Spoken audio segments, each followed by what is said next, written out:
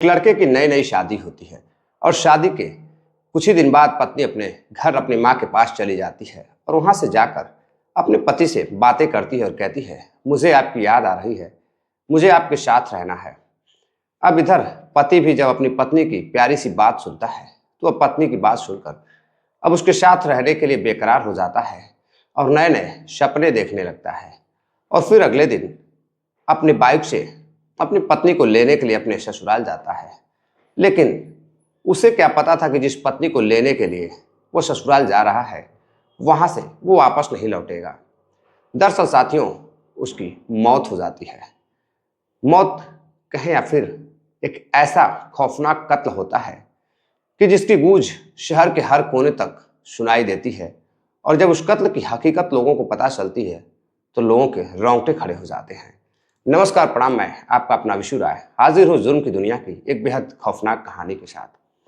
साथियों, आज कहानी एक ऐसे दूल्हा दुल्हन की, एक ऐसे पति पत्नी की है जिसको सुनकर आप भी सोचने पे मजबूर हो जाएंगे कि हमारे समाज में कैसे कैसे लोग रहते हैं और कैसे कैसे कत्ल होते हैं और कैसे कैसे कत्ल की हकीकत जब सामने आती है तो लोग वाकई में सोचने पे मजबूर हो जाते हैं। साथियों, मैं बात कर रहा हूँ गुजरात के गांधीनगर की।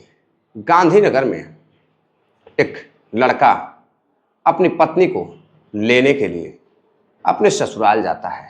मात्र 4 दिन पहले उसकी शादी हुई थी और शादी के बाद उसकी पत्नी दूसरे ही दिन यानी कि सुहाग रात मनाने के बाद अगले ही दिन वह अपने घर चली जाती है और फिर वहाँ जाने के बाद अपने पति से प्यार भरी बातें करती है, प्यारी प्यारी बातें करती है। अब पति भी बेकरार होने लगता है, अपनी पत्नी के साथ रहना चाहता था, समय गुजारना चाहता था। लेकिन अब उसका पति बेकरार होता है तो अपनी पत्नी से कहता है, ठीक है, तुम तैयार हो जाओ, अपने घर वालों से कहो कि मैं लेने के लिए आ रहा हूँ। अब इधर घर वाले इंतजार कर रहे थे, पत्नी तैयार बैठी थी सज सवज कर कि उसका पति आएगा, उसे अपने साथ लेकर अपने घर जाएगा। इधर अपने घर से तैयार होकर लड़का अपनी पत्नी को लेने के लिए ससुराल जाता है। शाम हो जाती है, जो दिया हुआ तय समय था उस समय पर वह घर नहीं पहुंचता है, यानी कि अपने ससुराल अपने बीवी के घर नहीं पहुंचता है। अब इधर शाम हो जाती है, कुछ पता नहीं चलता है तो लड़की के घर वाले अब उसके घर वालों को फ़ोन करते हैं और कहते हैं कि लड़के का फ़ोन बंद आ रहा है, कुछ पता नहीं चल रहा है कि वो कहाँ है और अभी तक वो पहुंचा ही नहीं। अब इधर घर वाले तलाश कर रहे थे, लड़के के घर वाले माँ बाप रिश्तेदारियों में फ़ोन करते हैं, आसपास फ़ोन करते हैं, लेकिन कहीं कुछ पता नहीं चल रहा था। अब लोग सोचने पे मजबूर हो जाते हैं कि आखिर लड़का सुबह का निकला हुआ है अपनी बीवी को लेने के लिए, नई नवेली दुल्हन को लेने के लिए, लेकिन अभी तक वो है कहाँ, आखिर कहाँ गया हुआ है, उसका फ़ोन बंद है। अब इधर जब घर वाले ससुराल वालों को बताते हैं कि वो तो सुबह का ही गया हुआ है, उसका फ़ोन बंद आ रहा है, कुछ पता नहीं है, तो साथियों अब उसकी पत्नी रोने लगती है, परेशान होने लगती है कि आखिर उसका पति कहाँ रह गया। इधर ससुराल वाले, उसके ससुर वगैरह, साले वगैरह परेशान थे। परेशान होने के बाद अब लड़के के परिवार वालों से मिलते हैं और जाने के बाद पुलिस स्टेशन जाते हैं। वहाँ जाकर गुमशुदगी की रिपोर्ट दर्ज कराते हैं कि उनका लड़का, जिसका नाम भाविक रहता है, भाविक घर से अपनी पत्नी को लेने के लिए निकला था, लेकिन अभी तक उसका कुछ अता पता नहीं है, उसका फ़ोन भी बंद आ रहा है। इधर पुलिस जांच पड़ताल करती है, घर वालों से पूछताछ करती है और जिस रास्ते पर गया था उस रास्ते पर लगे हुए सीसीटीवी फुटेज को खंगालता है। खंगालने के बाद पुलिस अब ससुराल वालों से पूछताछ करती है, सबसे पूछताछ करती है और पूछताछ करने के बाद अब दोनों ही परिवार निकलते हैं उसकी खोजबीन के लिए। खोजबीन के लिए निकलते हैं तो देखते हैं कि ससुराल से कुछ ही दूरी पर एक जो उसकी नई नवेली बाइक थी वह रास्ते के किनारे गिरी हुई है। जब बाइक को देखते हैं परिवार वाले दोनों ही तो चौंक जाते हैं, ये तो बाइक यहाँ गिरी हुई है, आखिर भाविक कहाँ है, कहीं वो एक्सीडेंट तो नहीं हो गया। अब लोग जाते हैं, आसपास के लोगों से पूछताछ करते हैं। लोग बताते हैं कि यहाँ पर जब ये लड़का जा रहा था तो 3 लोग आए थे, उससे बात कर रहे थे, उसके बाद उसे लेकर अपने एक एक्सयूवी कार में बैठाकर लेकर यहाँ से चले गए। अब लोगों को लगता है कि अपहरण का मामला है। पुलिस अपहरण का मामला दर्ज करती है और खोजबीन अब तेजी से शुरू करती है। खोजबीन शुरू करती है तो पुलिस जब घर वालों से पूछती है कि लड़का क्या करता था, तो लोग बताते हैं लड़के का खुद का बिजनेस था। किसी से कोई दुश्मनी, तो घर वाले बताते हैं कि ऐसा कभी भी किसी से उसने झगड़ा नहीं किया, किसी से कोई उसकी दुश्मनी नहीं है। अभी तो 4 दिन पहले उसकी शादी हुई थी। पत्नी ने फोन किया था और अपने घर लेने के लिए बुलाया था। अब पुलिस को कुछ शक होता है। पुलिस अब फौरन ही कॉल डिटेल्स निकालती है पत्नी की और फिर भाविक की। और जो पत्नी रहती है उसका नाम पायल रहता है। पायल और भाविक की जब कॉल डिटेल्स निकाली जाती है तो आखिरी कॉल भाविक पर उसकी पत्नी का ही आया हुआ था। और जब पत्नी की कॉल डिटेल्स निकाली जाती है तो पता चलता है कि भाविक को कॉल करने के बाद वह कई अन्य लोगों से भी फोन पर बातें की थी। अब जब उसकी लोकेशन पुलिस निकालती है तो सेम जब जिस जगह फोन बंद हुआ था वहां जिससे उसकी पत्नी ने बात की थी 3 लोगों से, उसकी भी लोकेशन वहां मिली थी। अब पुलिस फौरन इस शक के बुनियाद पर उसकी पत्नी को गिरफ्तार करती है और पूछताछ करती है। और साथियों, जब पूछताछ करती है उसकी नई नवेली बीवी से, मात्र शादी को 4 दिन हुए थे। पायल से जब पूछताछ होती है तो पायल टूट जाती है और टूट जाती है तो रोने लगती है। और जब रोने लगती है तो साथियों एक ऐसी कहानी बताती है जिसको सुनकर उसके घर वाले ही नहीं बल्कि लड़की के माँ बाप भी हैरान रह जाते हैं, सदमे में चले जाते हैं। किसी को यकीन नहीं हो रहा था कि उसकी नई नवेली दुल्हन ने ऐसी साजिश रची थी जिसमें उसका पति, एक माँ बाप का बेटा, मौत के जाल में पिस गया।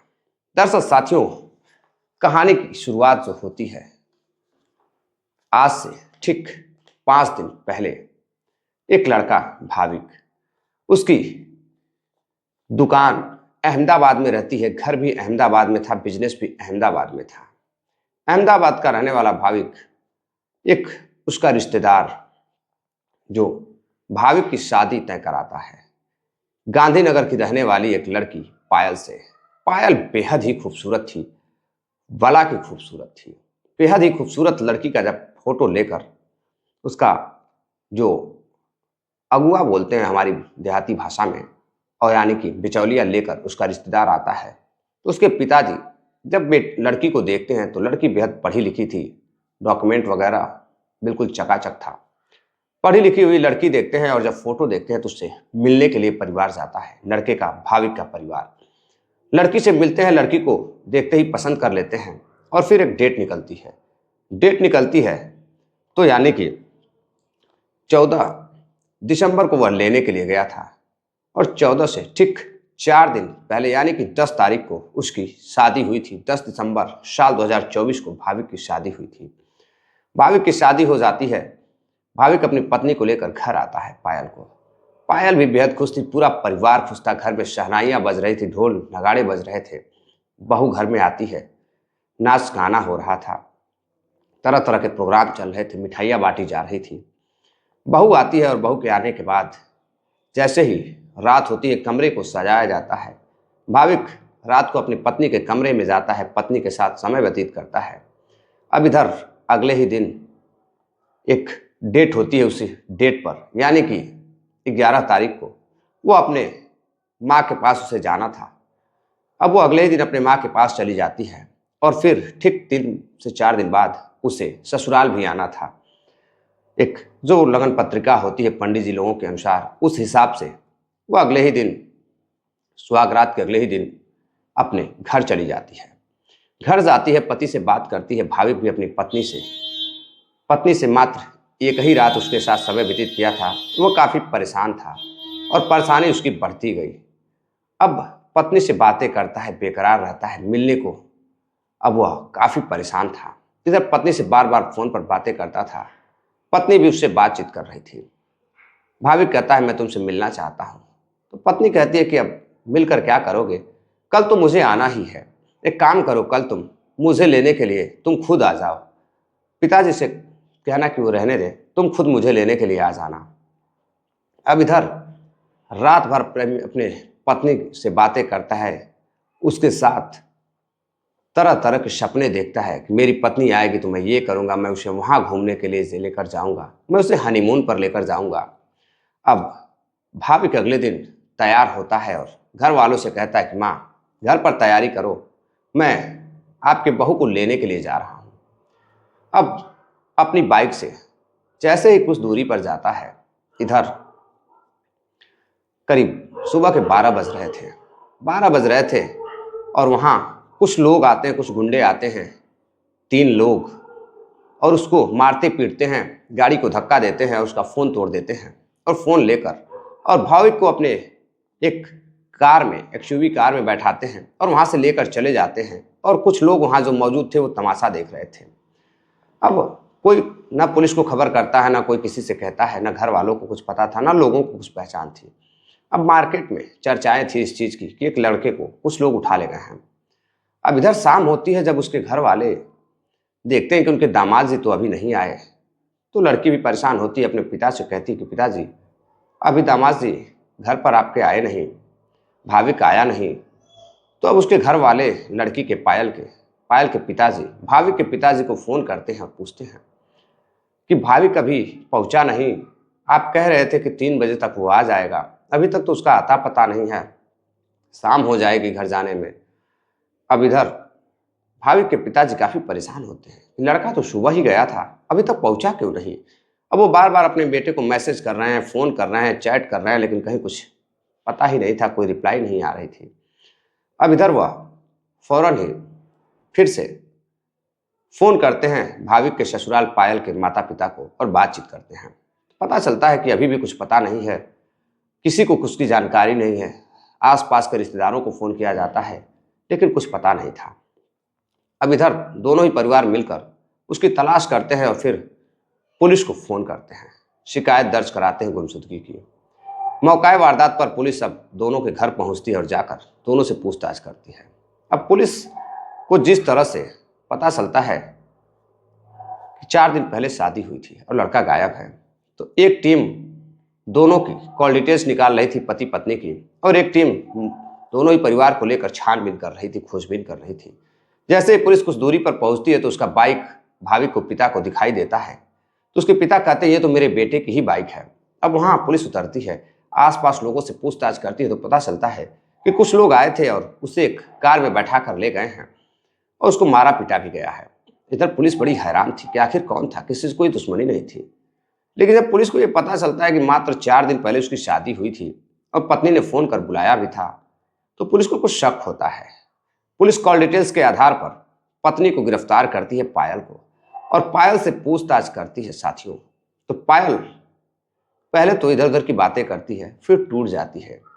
कहते हैं कि पुलिस से कोई बच नहीं सकता है, कितना भी साजिश करता बड़ा हो, कितना भी प्लान तैयार कर लो, लेकिन गुनहगार कभी कानून से बच नहीं सकता है। अब पायल एक कहानी बताती है। पायल बताती है कि शादी से कुछ साल पहले उसका एक चचेरा भाई है कल्पेश। कल्पेश से उसकी बातचीत होती थी, जो कि सगा भाई है, सगे चाचा का लड़का है, चचेरा भाई। उससे उसकी बातचीत होती थी और धीरे धीरे दोनों एक दूसरे से मोहब्बत करने लगे, इश्क में डूब गए। कल्पेश और उसकी खुद की बहन पायल दोनों एक दूसरे को बेहद चाहने लगे। अब चाहत इस कदर बढ़ गई कि दोनों छुप छुप कर बंद कमरे में समय व्यतीत करने लगे, दोनों एक दूसरे के साथ मिलने जुलने लगे।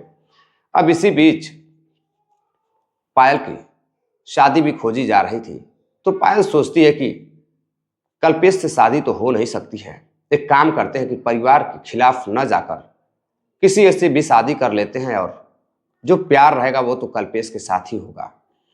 पति कल्पेश को ही मानने लगी थी। एक चाचा का लड़का कल्पेश और एक उसकी सगी बहन कल्पना। पायल किसी ने कल्पना भी नहीं की होगी कि चाचा का लड़का और एक सगी बहन पायल दोनों एक दूसरे के साथ प्रेम संबंध में थे, शारीरिक संबंध तक मनाते थे। अब दोनों इस कदर पागल हो गए। बार बार कल्पेश मना करता रहा शादी से, लेकिन पायल कहती है कि नहीं, मैं परिवार के खिलाफ नहीं जाऊंगी, परिवार के सम्मान की बात है, मैं शादी कर लेती हूँ, लेकिन जिंदगी तुम्हारे साथ गुजारूंगी। अब इधर शादी करने के बाद आती है सुहाग रात होती है, मात्र 2 दिन के बाद लड़की चली जाती है। अब इधर पति भाविक काफ़ी पत्नी को लेकर सपने देख रहा था, हनीमून पर जाएगा, इधर उधर जाएगा, उसके साथ समय व्यतीत करेगा, दोस्तों के साथ भी बातें करता था। अब इधर कल्पेश जब शादी हो जाती है तो कल्पेश की बेकरारी और बढ़ने लगती है। पायल अब अपने पति के साथ नहीं रहना चाहती थी। पायल सोचती है कि अब उसके साथ भाविक के साथ रहेगी तो भाविक बार बार उसे अपने साथ रखेगा, बार बार संबंध बनाएगा, परेशान करेगा, और वह पूरी तरह से कल्पेश की बनकर रहना चाहती थी, यानी कि अपने चाचा के लड़के की बीवी बनकर रहना चाहती थी। अब इधर कल्पेश और दोनों बातचीत करते हैं तो कल जो पायल रहती है कहती है कि देखो, वो 14 दिसंबर को मुझे लेने के लिए आएगा, तो एक काम करो, क्यों ना उसको निपटा देते हैं, और जब वो नहीं रहेगा तो मैं तुम्हारे साथ रिलेशन में रहूंगी और मैं फिर शादी नहीं करूंगी। इधर कल्पेश भी बेकरार रहता है, अपनी बहन से प्यार में पागल रहता है। वो कहता है ठीक है, मैं कुछ करता हूँ। वो अपने दो साथियों को तैयार करता है। जो दोनों साथी थे वो दोनों उनके रिलेशन के बारे में जानते थे, नाजायज संबंध के बारे में भाई बहन के दोनों जानते थे। इधर परिवार को कुछ पता ही नहीं था। अब दोनों तैयार होते हैं और तैयार होने के बाद कल्पेश अपनी प्रेमिका अपनी बहन को फोन करता है और कहता है कि पता करो कि अभी भाविक कहाँ तक पहुंचा है। पायल अपने पति को फोन करती है और पूछती है कि कहाँ तक पहुंचे हो, इतनी देर क्यों कर रहे हो, मुझे तुम्हारी याद आ रही है, मुझे तुम्हें देखना है। अब इधर भाविक भी बेकरार था, कहता है कि बस मैं पहुंचने ही वाला हूं। एक जगह बताता है कि मैं इस जगह पर पहुंचा हूं। तभी जो पायल होती है वो कहती है काम करो, तुम वहीं रुक जाओ और कुछ खा पी लो, फिर मिलने के लिए मुझसे आना। अब इधर भाविक कहता है नहीं, मैं डायरेक्ट तुम्हारे घर आना चाहता हूं। तभी पायल कहती है 1 मिनट रुको, मैं तुम्हें कॉल करती हूं, कोई घर पे आया हुआ है। अब इधर पायल अपने प्रेमी अपने चाचा के लड़के को फोन करती है और कहती है कि वो उस बाजार से थोड़ी सी दूरी पर है। अब इधर कल्पेश अच्छी तरह से उसे पहचानता था। कल्पेश कहता है कि हाँ, वो आता हुआ दिखाई दे रहा है। अब इधर जैसे ही भाविक गांधीनगर अहमदाबाद के बीच में पहुंचता है, एक पुलिया पार करता है, वैसे ही उसकी जो एक्सयूवी कार रहती है वह सामने जाकर खड़ी हो जाती है और वह बाइक से गिर जाता है। यानी कि उसे कार एक्सीडेंट में मारने का पूरा प्लान था, लेकिन वो बच जाता है और जैसे उठ खड़ा होकर कुछ बोलने की कोशिश करता है, वैसे तीनों देखते हैं, कल्पेश और उसके दोनों साथी, यह तो जिंदा बच गया, अब क्या किया जाए। चोटिल अवस्था में उसे वहां से उठाते हैं और अपने कार में डालते हैं। अब किसी को कुछ पता ही नहीं चलता है कि एक्सीडेंट हुआ था कि अपहरण हुआ था, लेकिन लोगों को यह पता था कि 2-3 लोग उसे लेकर गए हैं। वहां लेकर वो अब जाते हैं और जाने के बाद नर्मदा नदी के किनारे ले जाकर उसे एक जंगल में उसे मारते हैं और मारने के बाद उसका कत्ल करने के बाद बेरहमी से अपनी प्रेमिका को कल्पेश फोन करता है और बताता है कि पायल काम हो चुका है, अब तुम निश्चिंत रहो, अब तुम सिर्फ मेरी हो, और इधर उस नदी के किनारे फेंक देते हैं और वहां से चले जाते हैं। इधर जब पायल की बात पुलिस सुनती है तो उन तीनों को गिरफ्तार करती है, कल्पेश और उनके दोनों साथियों को गिरफ्तार करती है। और जब पूछती है कि तुमने कत्ल क्यों किया, तो तीनों, दो तो जो उसके साथी थे उन्होंने कहा कि कल्पेश के कहने पर हमने कत्ल किया, और कल्पेश कहता है कि मैं अपनी जो चचेरी बहन है प्रेमिका, मैं उसको अपनी बीवी की तरह रखना चाहता हूँ और मैं उसके साथ जीना मरना चाहता हूँ, पूरा जीवन उसके साथ गुजारना चाहता हूँ। और इधर पायल भी यही बात कहती है कि मुझे पता था कि पुलिस पकड़ नहीं पाएगी और मैं जब विधवा हो जाऊंगी तो मैं कल्पेश के साथ ही रहूंगी, मैं शादी नहीं करूंगी। लेकिन कहते हैं कि पुलिस से कोई बच नहीं सकता है। दोनों यानी कि चारों प्रेमी प्रेमिका और 2 जो उसके दोस्त थे अपना गुनाह कबूल करते हैं और पुलिस उन्हें गिरफ्तार करती है और फिर कोर्ट में पेश करती है, जिला कोर्ट में, उसके बाद जेल भेज देती है। अब साथियों, जब यह घटना या कहानी कल्पेश के घर वालों को पता चलता है, पायल के घर वालों को पता चलता है और भाविक के घर वालों को पता चलता है, तो तीनों ही परिवार में मातम छा जाता है कि एक भाई बहन के नाजायज संबंध ने, अवैध संबंध ने एक हंसता खेलता घर बर्बाद कर दिया। एक नहीं बल्कि 3-3 घरों को बर्बाद कर दिया, बदनाम कर दिया। पायल और भाविक और जो एक परिवार कल्पेश का था, और कल्पेश के साथ साथ उसके 2 साथियों का भी हंसता खेलता परिवार बर्बाद हो गया। साथियों, कहते हैं कि नाजायज संबंध में अक्सर यही देखने को मिलता है। तो सावधान रहिए, जागरूक रहिए। साथियों, इस कहानी, इस घटनाक्रम को सुनाने का उद्देश्य आपको जागरूक करना है, सावधान करना है। किसी को भी ठेस पहुंचाना नहीं है। शादी विवाह करने से पहले लड़कियों के बारे में, लड़कों के बारे में बिल्कुल बारीक से जानकारी लीजिए, उसके बाद बहन बेटियों की शादी करिए, ताकि ऐसी घटनाएं किसी के साथ दोबारा ना हो। मिलते हैं नई कहानी के साथ। कुछ बीच में तबीयत मेरी खराब हो गई थी, इस वजह से 2-3 दिन कहानी नहीं आई थी। आप लोग वीडियो को ज़्यादा से ज़्यादा शेयर करिएगा, लाइक करिएगा, कमेंट करिएगा। मिलते हैं एक और नई कहानी के साथ, तब तक के लिए नमस्कार, जय हिंद।